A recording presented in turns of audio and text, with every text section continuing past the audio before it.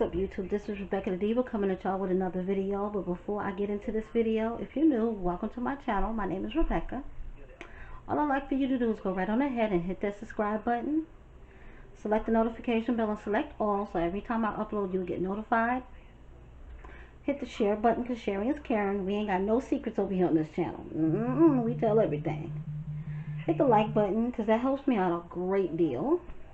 And also leave a comment down in the comment section, good or bad, but just please, if you're going to be negative, stay off my page, you know, because I will block you and disable my comments, which makes it worse for everybody else who wants to communicate.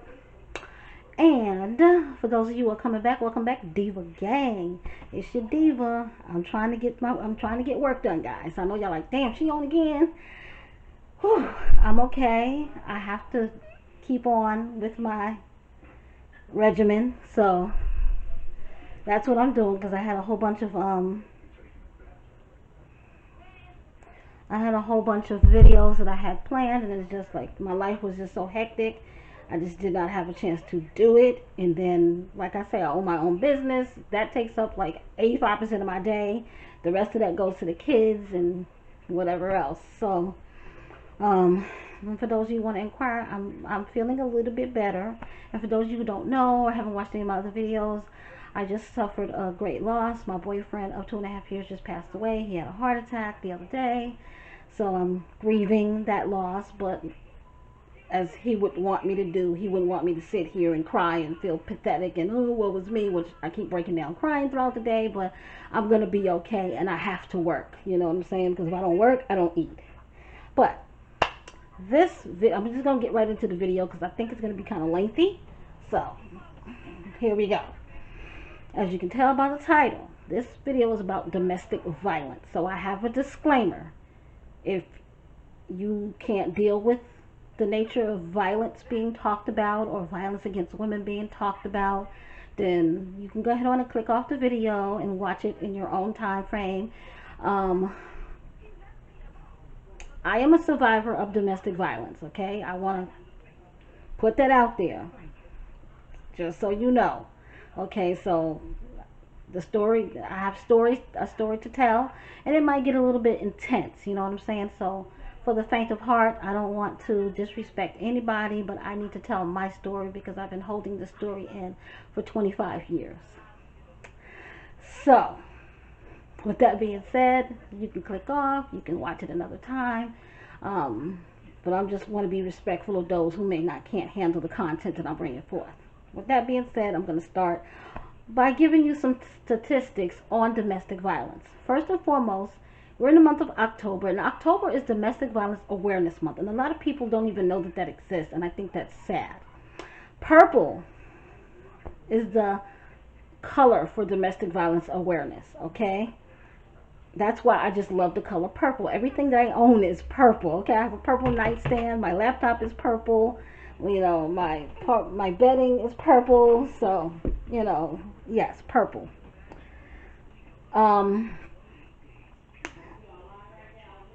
The statistics say, and let me read this because I just pulled it up.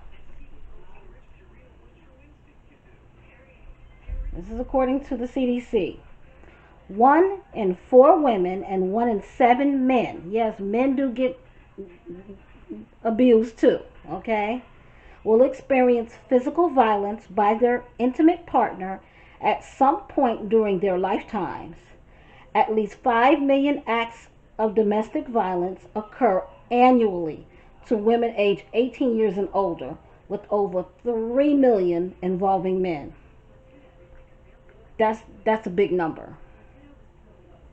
Very big number. Excuse me, guys.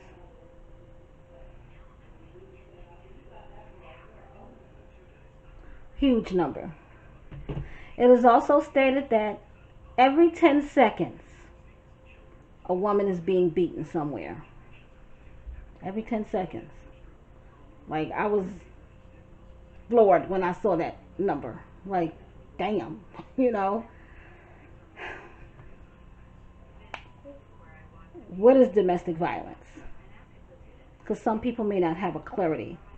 So domestic violence is normally something that happens between intimate partners. So it can be boyfriend, girlfriend, husband, wife, you know, girl, girl, boy, boy. It doesn't matter, you know. Domestic violence is also clarified by someone who you cohabitate with.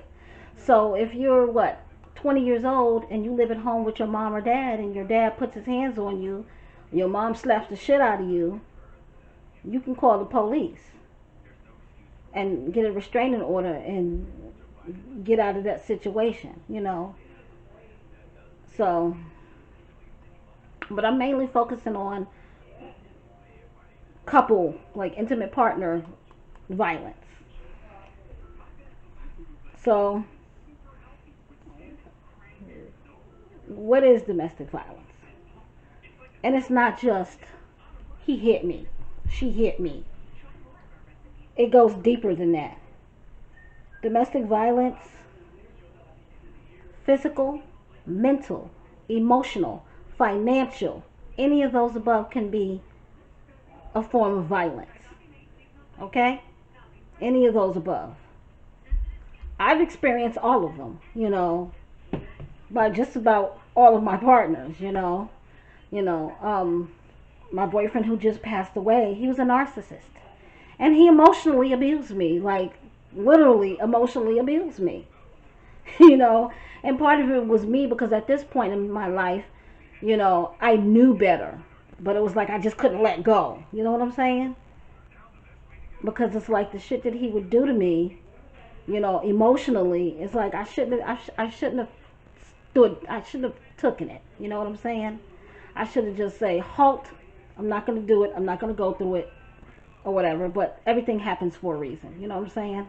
You know, so I guess I was meant to be in that relationship because the end result was going to be the end result. I didn't have to leave. And it wasn't until the last year that he kind of like slowed down with the emotional abuse and kind of like would catch himself, you know. But that shit fucks with you, you know. When you know that you're not crazy, but someone is painting the picture out that, yeah, they did this XYZ wrong, but it's all your fault. Like, nah, own your shit, basically. Physical abuse, a punch, a slap, a kick, being spit on, choked, a weapon being drawn on you, being cut, stabbed, shot at, shot. All of those are forms of physical abuse. Mental, emotional abuse, verbal abuse. You dumb. You're a bitch. You stupid. Fuck you. You're no good. All of that are forms of abuse. You know what I'm saying? My own personal experience, and I know this may sound crazy, I'd rather have been hit than deal with the emotional and the verbal abuse, because that shit sticks with you, like literally. It's like it hurts even worse than being physically harmed. And for the longest of times, you know, in my first relationship, I had, and with my second, and my abuse occurred with both my kids' fathers. You know what I'm saying? The physical abuse. Um, it's just you get into the situation, and especially if you have a child by someone, it makes it a lot more difficult, I feel, to just break away. You get into that, but this is my kid's father. I need to make my family work, you know, because I've been, like I said, I've been through all of that. That's why when I do reaction videos, I can actually react on them and give an open, honest reaction, because all of these ladies that I react on, I've been there, done that. I'm 49, gonna be 50 years old. I've lived that life that they're living. You know what I'm trying to say? So I can give an open, honest opinion and be like, yo, this ain't cool, because I lived that life. So I'm gonna start my story of abuse. We're gonna start off.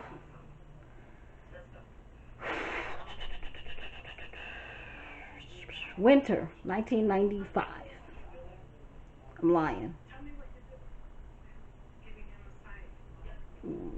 Early winter, January 1996. That's when it was. When my daughter was born in 96. And I'm going to let you know that the events of my life and how this is going to pan out happen like that. Just like that. Okay? So,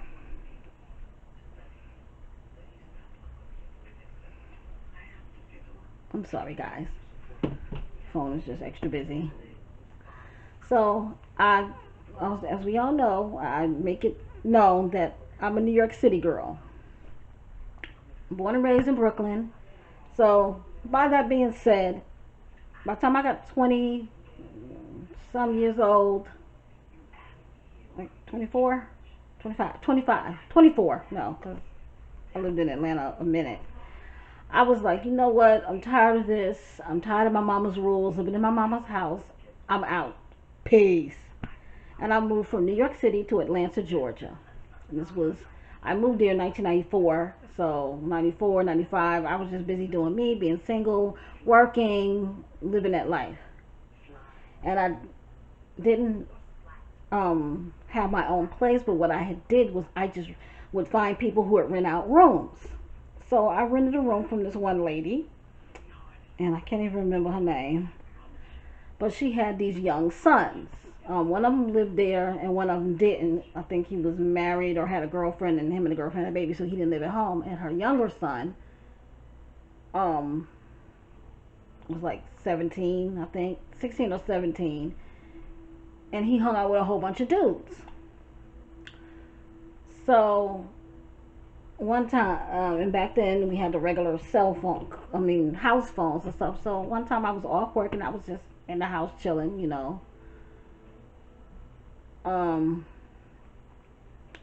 and somebody had called the house phone for the lady's son. So I answered the phone, hello, and dude was like, hey, hello, can I speak to Corey? And I was like, oh, okay, hold on. And I was like, oh, he got a sexy voice. It all went downhill from there. Old dude had came over later that evening, was hanging out with the lady's son, and he was always coming over. And then finally, the boy introduced me to the guy. And what it was for me is this guy was from Pennsylvania, the East Coast. I'm from New York, so he didn't talk like all the other guys in Atlanta talk with that ghetto country ass slang. And I'm not trying to be disrespectful to anybody's culture, but by me being an East Coast girl, I prefer people from where I'm from, like to date. That's just my preference. Everybody has their preference, and that's mine. So we were introduced, and we just began talking, and he just was very dashing and debonair, and just the words flowed from his mouth like magic to me, it seems like. So, like, we was just getting to know each other. So that first month, this was, I want to say, January-ish. So that first month, we got to know each other. The second month, we started being intimate with each other. And, like, soon after the intimacy started, like, red flags start popping up, 1, 2, 3. Like, he was always around other females, like, always, like, literally always. Talk to me like any old kind of way, disrespectful, cussed me out, like if we was getting into it or something, or had an issue. By the time March came, I found out that I was pregnant, which I wasn't upset about, because I was 25 and I thought back then my biological clock was ticking. Okay?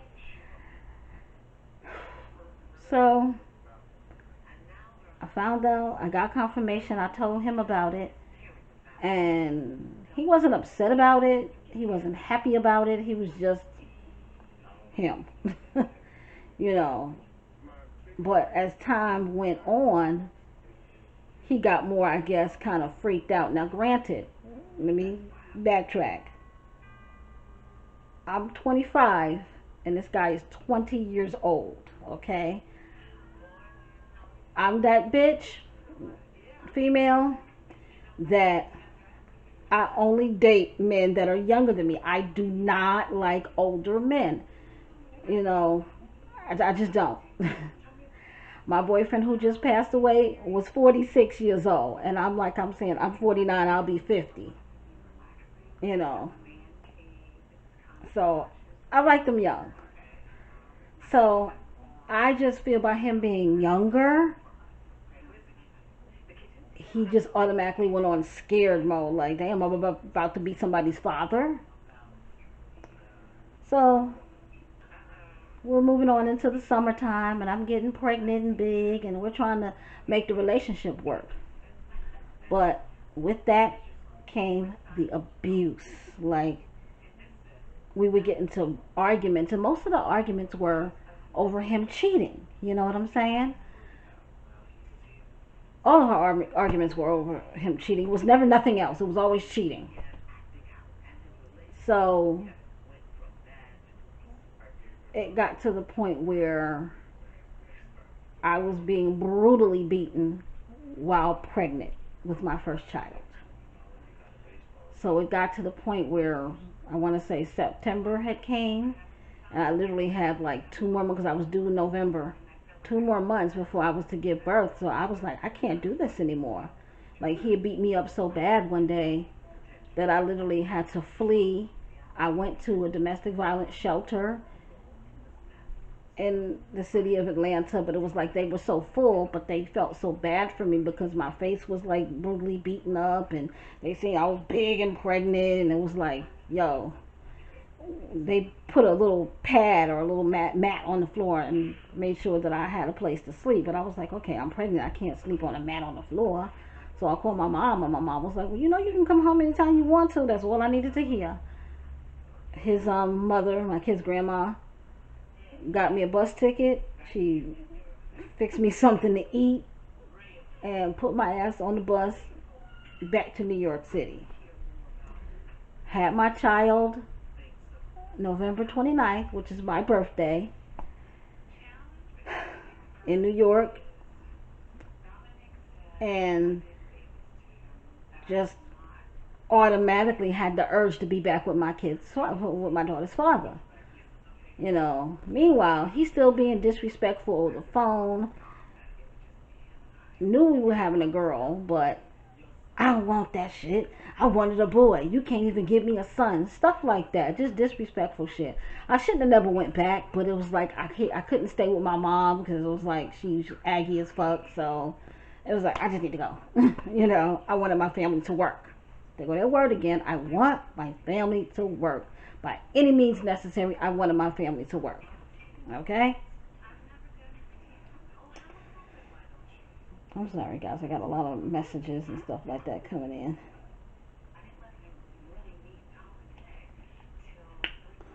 So,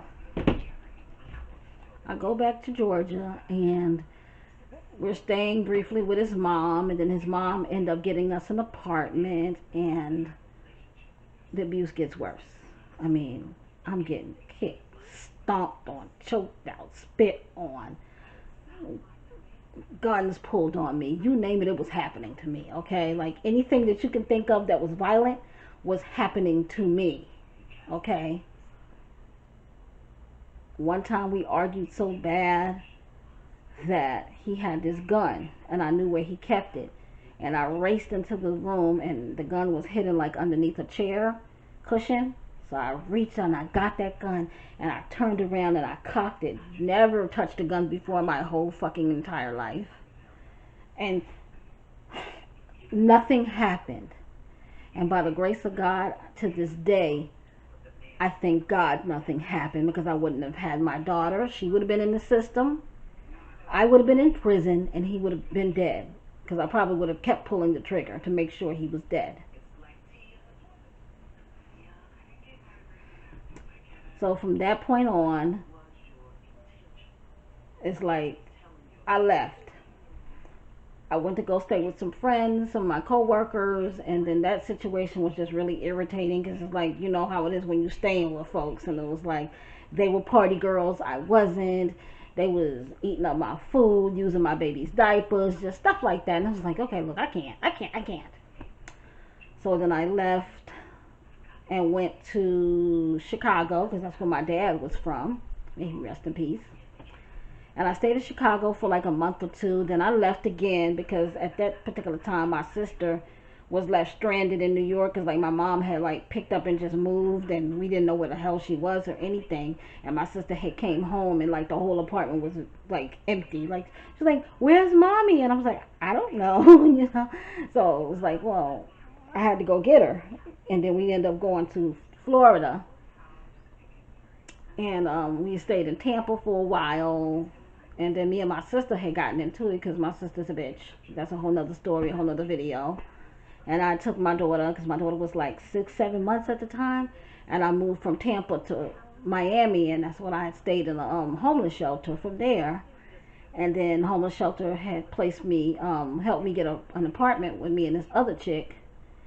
And I got myself into some trouble because back in my day I was a little wild girl, but I got myself into some trouble behind a nigga, and bitches was trying to beat my ass. They had me trapped inside of my house with my baby because they wanted me to come out and fight, and I was like, I'm not finna come outside and fight you when I don't have no family where I'm at. So if I have, because I wasn't afraid to fight, like we can do this all fucking day long, but I was afraid of if the police get called and I go to fucking jail. You feel me? Like, who gonna get my kids? So, nah, I wasn't finna fight them. So I just locked myself in the house.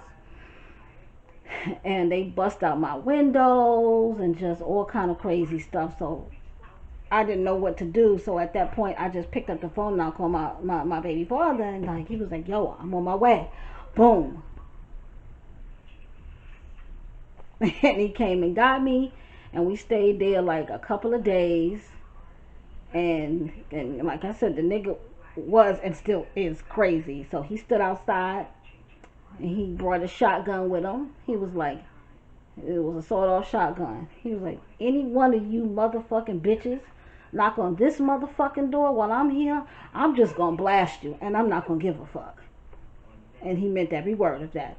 Nobody ever bothered me again. And we stayed there about 2 weeks, and then it was like the roommate that I had, she skipped out on me. Like, she ran away with her baby's father somewhere. So it's like at this point I couldn't afford the rent, and he was a lazy bum nigga, so he wasn't about to get a job. So I was like, well, let's go back home to New York and we can just go through the shelter system. Now for you New Yorkers, back in the day, if you were homeless, you go downtown, I think it was like 14th Street, Union Square, and it was called the EAU. Was it there? They had one there, I think, and they had one in the Bronx on the Grand Concourse. But it was called EAU, Emergency Assistance Unit. So you would go there if you were homeless. They would try to help you, put you back, like back in the day. I don't know whether that place still exists because I haven't been in New York since the towers fell. But back in the day, you would go there, you would stay there, I think, for like 72 hours, and then they would place you in what was a welfare hotel back then, or like a facility, but it was like a homeless facility, and only homeless people and homeless families stayed there. And you can, if you weren't married, you can still be there with your baby father if his name was on the birth certificate. And unfortunately, his name wasn't on there because he wasn't present at the birth, but they gave us the paperwork because my daughter was born in New York City. She was born in Brooklyn, Kings County Hospital. So they was able to pull up the records, and the only thing he had to do was take the paternity paper, and it was like 1 o'clock at night too, and we had to find a notary. But that's the joy of living in New York City. Everything's always open 24 hours a day. And we found the notary, and we brought that paperwork back to the place, and then we was able to go in as a family. And they placed us in the shelter. Well, we stayed there for 3-4 days actually. Yeah, we was there for a minute, and then they placed us in Queens somewhere. No, the Bronx first at a hotel, and it was like every 7 to 14 days you had to go, you had to leave. Like they would come get you because they would drop you off and pick you up when it was time for you to leave. So every, like, I think it was every 7 days they don't find you a place to live or you don't find a place to live, you gotta pack up all your fucking shit and go back to the EAU and start your process all over again to get placed in another fucking hotel. Like, really. Like, that shit was crazy. Excuse me, guys. Gotta answer this, my daughter.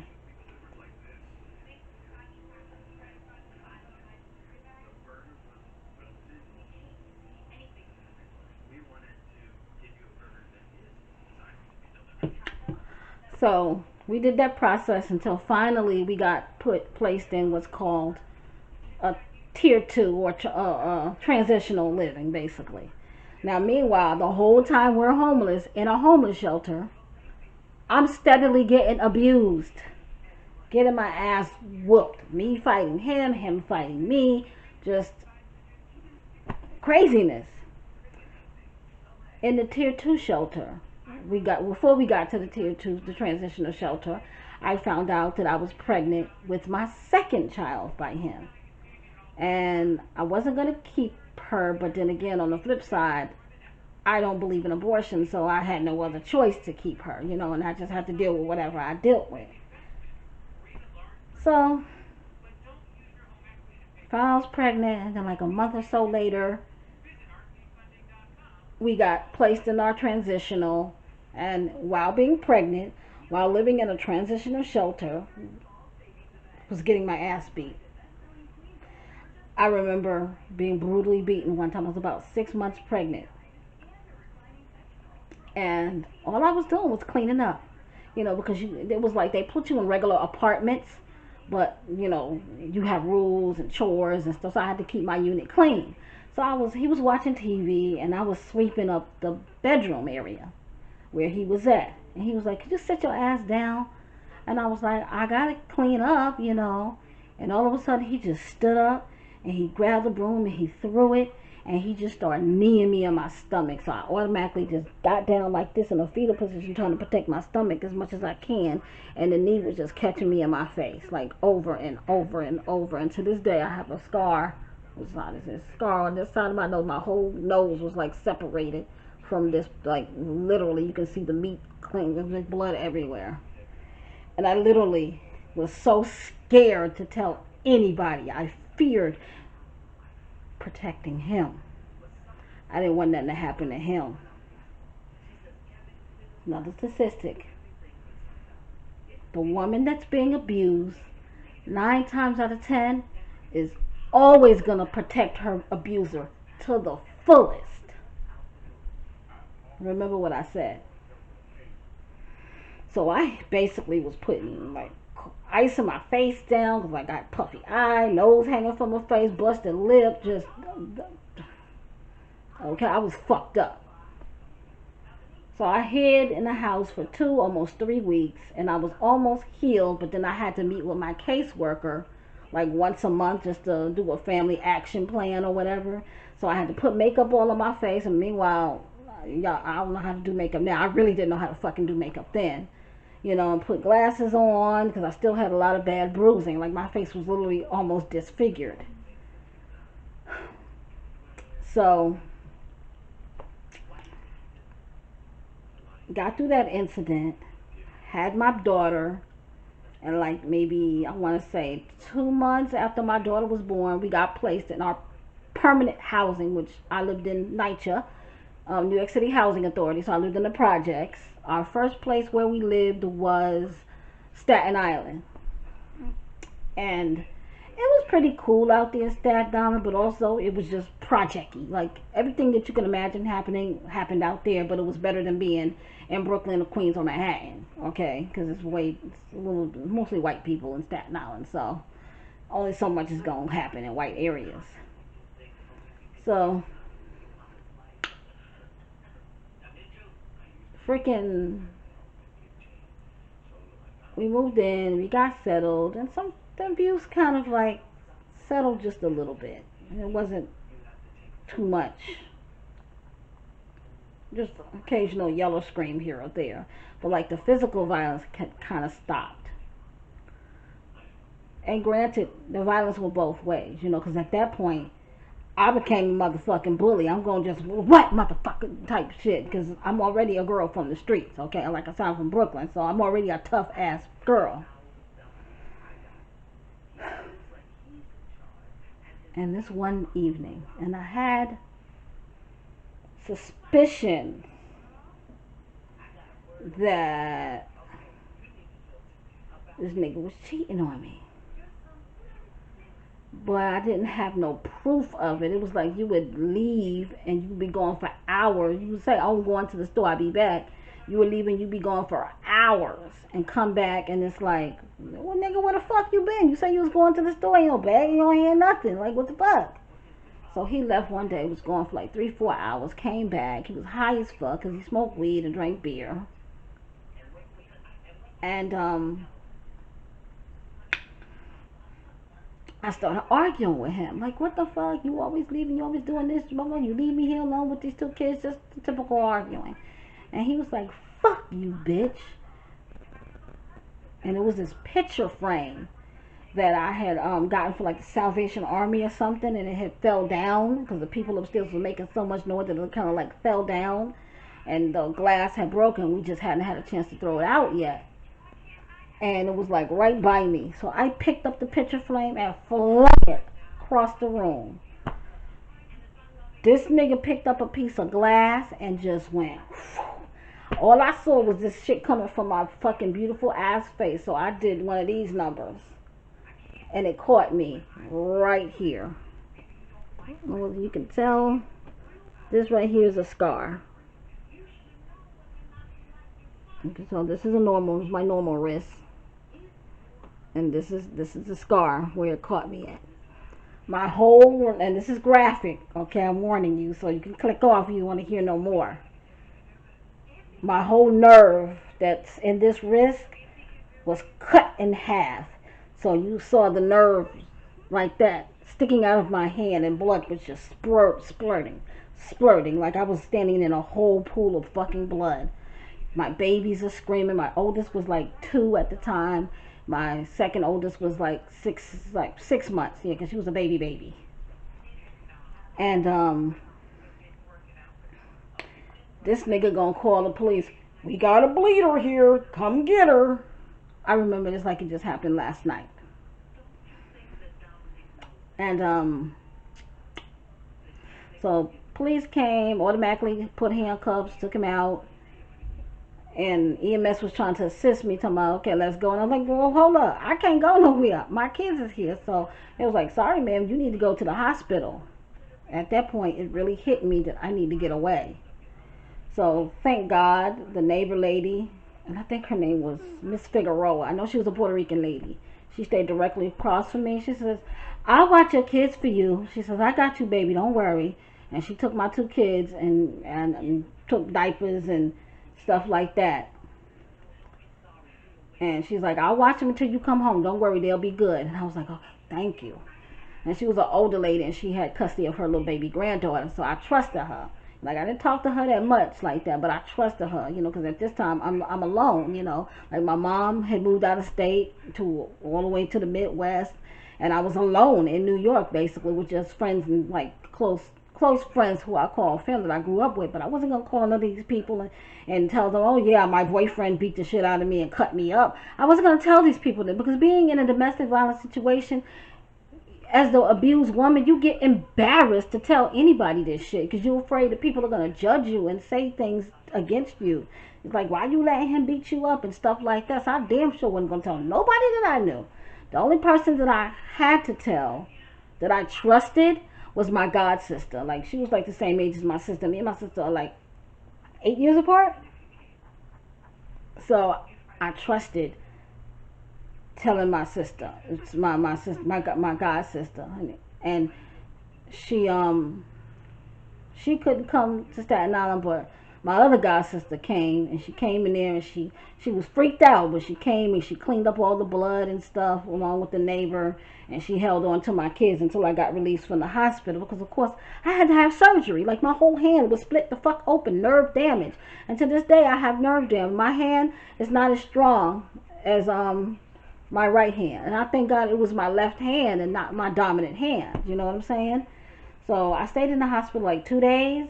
They did reconstruct and had a plastic surgeon reconstruct my whole hand, and they wrapped it up. And I was just like, I couldn't use this hand for like almost 6 months. I had to go to therapy for my hand and everything. And he stayed in jail one day, and his mother bailed him out.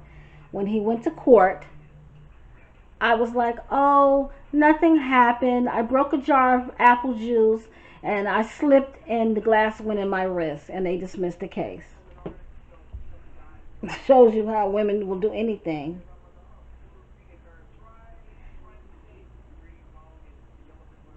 To protect their abusers.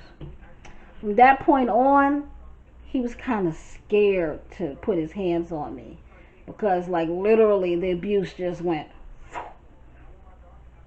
stopped for a long time. And at that point, that's when I had met my best friend, China.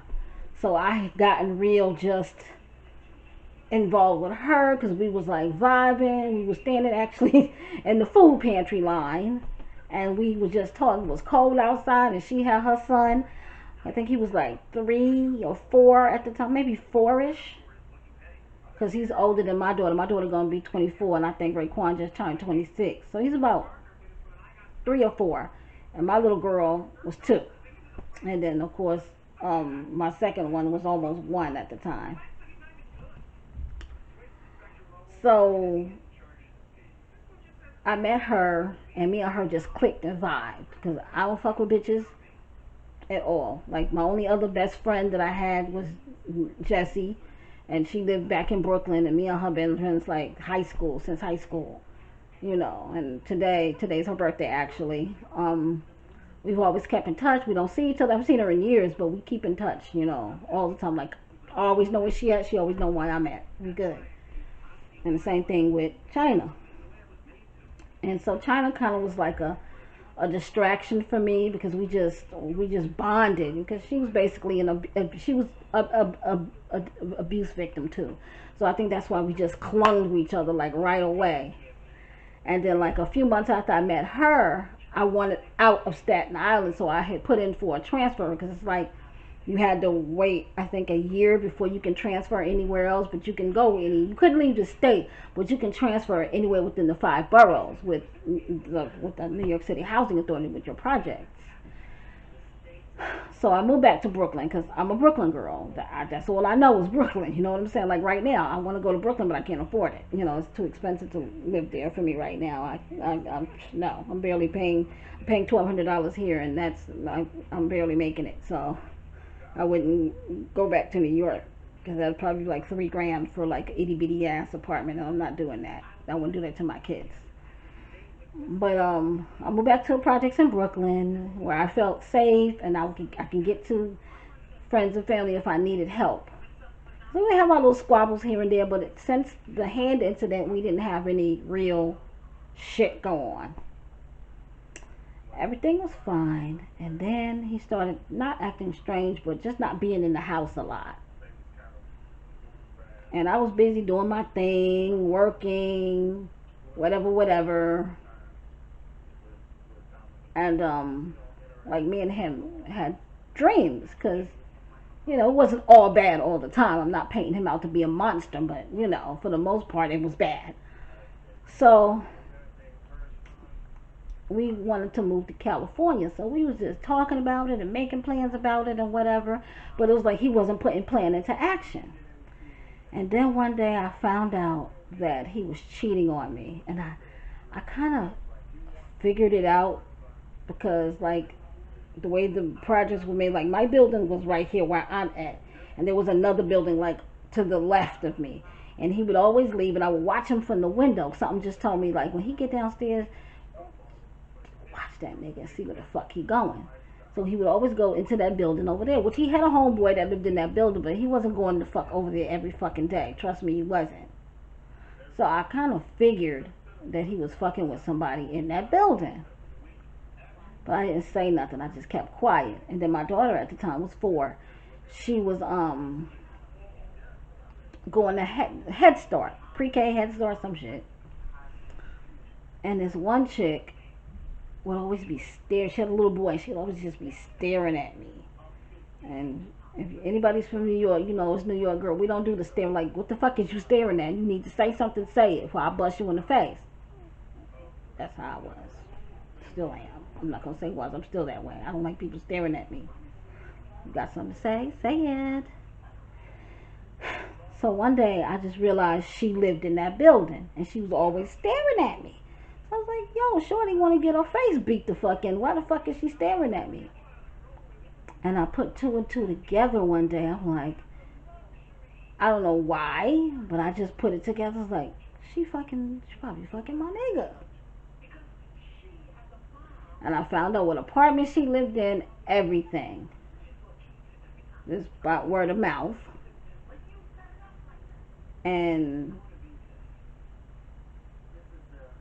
one day I had one of my homeboys follow his ass, because I already figured out what apartment, found out what apartment she lived in, okay? So I had my homeboy like follow him, and then he was like, yo, he went into the apartment such and such. I was like, he fucking that bitch. What I did was I packed up all of his shit in a plastic bag. I went over there. Who is it? Could you tell Swerve to come to the door? The door flung open. Here you go. You can keep him, honey. Turned around and left. About an hour later, he come back dragging the bag. What are you doing that for? I just was hanging over there smoking. I'm not fucking with her. I think I don't care anymore. And the violence started back again. And it would start and then it would stop. It would start and then it would stop. And you want to know what my breaking point was? Like, my breaking point to leaving the situation was, number one, the towers had just fell. 9/11 just happened. And literally New York City was just so discombobulated. And me and him had gotten into an argument real bad, and he was beating on me, and I was screaming and hollering. So like 2 days later, I had to go somewhere. I don't know where I was going. I think I was going to, well, I couldn't go to work because that was I was going to, I can't remember where I was going, but I was going somewhere. And my next door neighbor, I will never fucking forget this bitch, because if I saw her today, I would slap the fuck out of her. She was like, she looked me up and down, and I was like, good morning. This is like, I don't like people staring at me. If you're going to say stare at me, say fucking something. And she was like, you need to be careful with all that screaming that you doing, because housing will put your ass out. And I was like, fuck you, bitch, and mind your business. You know, because like I said, I'm real New York. I don't sugarcoat it, none of that. I'm New York for real, for real. So that's how the fuck I felt. Fuck you, bitch. And she flew down the damn stairs. She didn't wait for the elevator at that time. She flew down the motherfucking stairs. And it's when she said that shit, I started plotting. And things from that moment on, we were good, because we was making like money. We had our hustle going on and stuff like that. And everybody was trying to regroup from 9/11. And I was just like, I gotta get out of here. It's plain as simple as that. Like, everything was good. He was back in the room playing Sega Genesis with my daughter. And I was like, Got to my computer. Bought me 2 bus tickets. One for me and one for my 4-year-old. I didn't have to pay for the little one. And 3 days, I was leaving, going to Los Angeles, California. And he didn't believe that I was going. You ain't going nowhere. You ain't going nowhere. I'm like, okay. The day that I was supposed to leave, my 2-year-old had just gotten over a bout of like pneumonia. So, and she was also bad asthmatic. So she had a real bad attack. And I had to rush her to the hospital, so I couldn't leave that day. I left the following day. Never, ever, ever looked back. And he literally stood there at the Greyhound station in Port Authority in the city, and just like, I'm on the inside the bus with the kids. He's on the outside of the bus, and he just like waving by, tears streaming down his cheeks. So I guess he never thought that I was leaving. And the plan was that I was supposed to go out there, go through the shelter system, find a place to live, and call him when the place was ready. And when I got out there, I was just, whew, it was like a breath of fresh air because I didn't have to be scared no more. I didn't have to be scared to go to the bathroom and stay in there too long. I didn't have to be scared to make too much noise in the kitchen while I'm cooking. I didn't have to keep the children quiet so he can sleep. It's like I had peace. So I did what I had to do. I got me a place to stay. I got a little job going on. And I was like, okay, I'm stable. You want to come? He was like, no, I'm coming. I'm not coming. I'm coming. At that point, fuck you. I never looked back. Never saw him again. None of that. And then, because I was independent and separated from him, came the, oh, you stole my children. Nigga, you don't fucking care about your kids. So don't use that. You kidnapped my kids. You did this. You did that. Up until they got to be probably about 11, 12-ish. I had to go through that. It's like, he never paid a dime of child support. Not a penny. Nothing. Never keeps a job. Still doesn't keep a job. I don't know why. Because he has a mother who pacifies him. And she got her karma for that. Because my daughter just told me that he has access to her bank account card or something. And he's been sending money to himself, I think, through PayPal and stuff like that. And she put his ass in jail for this recently happened. I think last week she put him in jail because he'd been stealing her money. So that was my domestic violence story with the father of my two oldest girls. And I will never forget nothing that ever happened to me. I forgave him, but I also, in my mental mind, had to bury him. Because to me, in my mind, he's dead. I don't think about him. I don't look for him. I don't check for him. We don't conversate. We haven't spoken to each other for years and years and years and years and years. He was a horrible man, and I'm glad that I got away, because if I didn't get away, either he was going to be dead because I would have killed him and been in jail, or he would have killed me. And I literally feared for my life every single day. And when I left, like I said, I just felt a sense of, whew, I'm safe now. I'm okay. Me and my babies are going to be good. And for the most part, it left me fucked up in the head. Like literally for years and years and years and years, I had to have therapy. I suffer now from post-traumatic stress disorder, because of it. Like when I met my second kid's father, and we're together and we had our issues. That's going to be in another story time, because we co-parent to this day, and I don't want to throw him under the bus. You feel me? And I don't know whether I know he doesn't watch my channel because he's not tech savvy like that. But like I said, his children, his older kids probably watch. So like I said, I don't want to throw nobody under the bus. So that will be for a later time. But I'm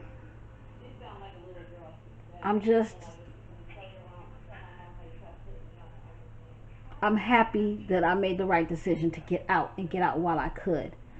Do I have regrets? Yes and no. Because I see the way that it affects my girls. They never really had their own father. They had their siblings' dad, which I refer to him as their stepdad. So they had their stepdad, because I was with my kids' dad for 10 years. We were in a long-term relationship.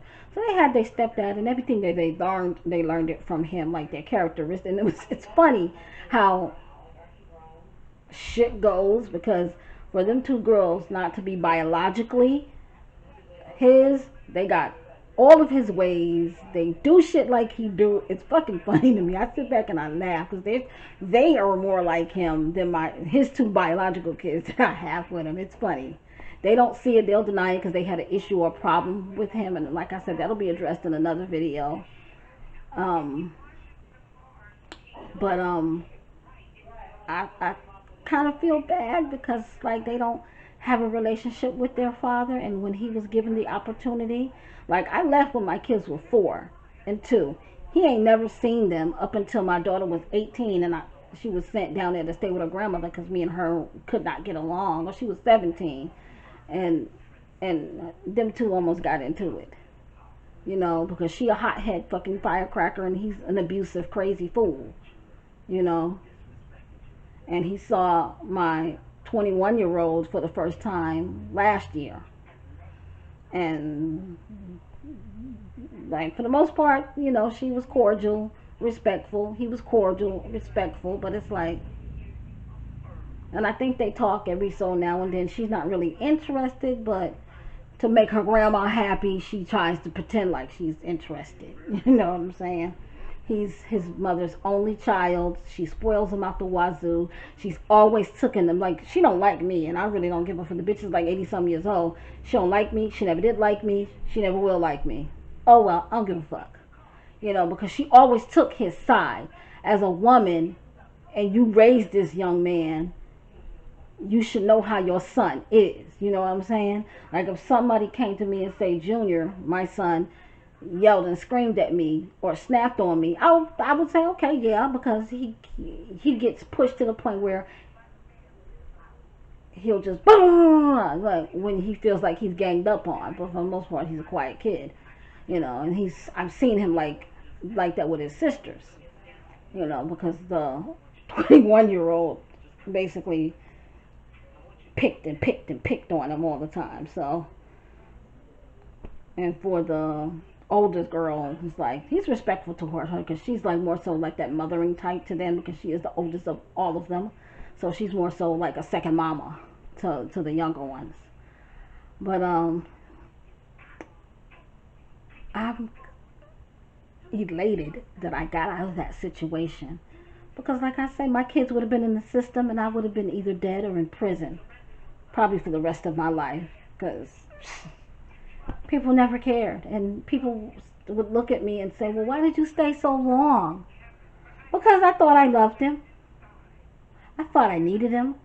I thought I needed him to validate who I was. But that wasn't the case, you know. And it's like an abuser will, not only will they hit you, they step on your pride and stuff, and they step on your you have no sense of self. Like I had, oh my God, my self-esteem was so low. Like, you're fat, you're ugly, you got buck teeth, nobody gonna want your nappy-headed ass. Like, all of that I had to hear. So after hearing that so much, you start to believe in that shit, you know? And it took me years of therapy to find myself, to realize that, okay, yeah, I'm a little chunky, so, okay, I got buck teeth, that's okay. Give me some money so I can fix them or shut the fuck up. You know, yeah, my hair's gonna be nappy some days, you know what I'm saying? Because, hey, I'm a mother. I can't always tend to myself. I gotta tend to them. You know, I had to learn all of these things. And if I have to tell anybody that's going through a situation, if anybody's out there and you're going through a domestic violence situation, run. Get out as fast as you can. There is a domestic violence hotline. It is 1-800-799-SAFE, SAFE. Call that number and they will help you. If you don't want to go into a shelter, they will help you change your locks, get restraining orders, get him evicted, taken off your fucking lease if he's on your lease. They will help relocate you. They will help. These shelters out here are made to assist you and to help you. Okay? You don't have to live at a shelter, but you can take the opportunity to get those basically outpatient resources, you know what I'm saying, that they do offer you. You know, women have come into the shelter with nothing. Like when I left and going to California, I had a duffel bag, man, about that big. I had one outfit for myself, one extra bra, and one pair of panties. I had about 5 outfits for the girls, you know, diapers, stuff like that, birth certificates, shot records, all of that stuff. And I kept everything in like